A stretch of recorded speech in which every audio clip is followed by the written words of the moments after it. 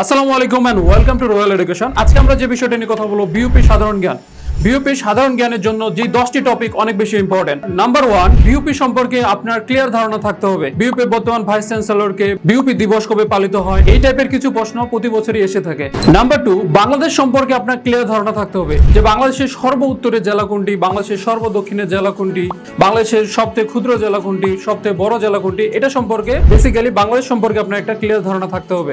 Number 3, 1905 থেকে 1947 পর্যন্ত একটা ক্লিয়ার ধারণা থাকতে হবে। এখান থেকে অনেকগুলো প্রশ্ন এসে থাকে। বঙ্গভঙ্গ কি, বঙ্গভঙ্গ কবে হয়, বঙ্গভঙ্গ রদ কবে, দ্বিজাতি তত্ত্ব, মোহাম্মদ আলী জিন্নাহ বা ভারতবর্ষ বিভক্তি 1947, এটা সম্পর্কে আপনার ক্লিয়ার ধারণা থাকতে হবে। নাম্বার 4, যেটা হচ্ছে আপনার 1947 থেকে 1970 সাল পর্যন্ত আমরা যদি দেখি যে বাংলাদেশের ইতিহাসের ক্ষেত্রে এটা অনেক বেশি একটা অধ্যায় বা অনেক বেশি ইম্পর্টেন্ট একটা রোল প্লে করে থাকে। যেমন হচ্ছে 1947 সালে দেশ বিভক্ত ছিল, 1952 সালে আমাদের ভাষা আন্দোলন, 1954 সালে যুক্ত ফ্রন্ট ইলেকশন, তারপরে 1966 সালে 6 দফা দাবি, 1969 সালে গণ অভ্যুত্থান এবং 1970 সালে সাধারণ নির্বাচন, এগুলো সম্পর্কে আপনার ক্লিয়ার ধারণা থাকতে হবে। এখান থেকে একের অধিক বা এক বা একাধিক প্রশ্ন এসে থাকে। নাম্বার 5 হচ্ছে 1971 সাল। 1971 সাল অনেক বেশি ইম্পর্টেন্ট, কারণ এটা হচ্ছে আমাদের মহান মুক্তিযুদ্ধের সাথে কানেক্টেড।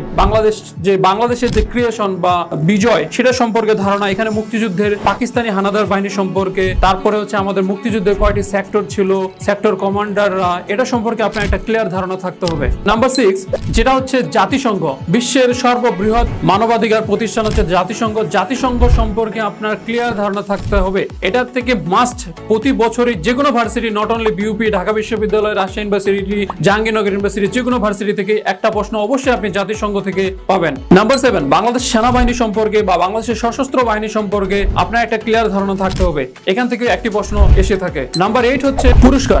বিশ্বের বিভিন্ন দেশে যে বিভিন্ন ধরনের পুরস্কার বা সম্মানে মানুষকে যে ভূষিত করা হয়, সেটা সম্পর্কে একটা আপনার ক্লিয়ার ধারণা থাকতে হবে। যেমন হতে পারে যে নোবেল পুরস্কার থেকে একটা প্রশ্ন প্রতিবার এসেই থাকে। নাম্বার 9 হচ্ছে আপনার খেলাধুলা সম্পর্কে একটা ক্লিয়ার ধারণা থাকতে হবে। সেটা হতে পারে ফুটবল, সেটা হতে পারে ক্রিকেট, সেটা হতে পারে টেনিস, এগুলো থেকে বিউপি প্রতি বছরই একটা না একটা প্রশ্ন করে থাকে। আর 10 নম্বর যে টপিকটা, সেটা হচ্ছে বাংলাদেশের যে গভর্নমেন্ট, যে গভর্নমেন্ট থাকে, ওই গভর্নমেন্ট সম্পর্কে আপনার একটা ক্লিয়ার ধারণা থাকতে হবে। বাংলাদেশের যে বর্তমান যে গভর্নমেন্টটা সরকার রান করতেছে, তাদের উপদেষ্টা মণ্ডলীতে কে প্রধান, কে মন্ত্রী, কে কি কোন মিনিস্ট্রি রান করতেছে, সেটা সম্পর্কে আপনার একটা ক্লিয়ার ধারণা থাকতে হবে। এই 10টি টপিক যদি আপনি ঠিক মতো পড়ে যান, অবশ্যই বিউপিতে আপনি ভালো করবেন এবং এখান থেকে আপনার প্রশ্ন কমন পাওয়ার সম্ভাবনা অনেক বেশি। Thank you so much.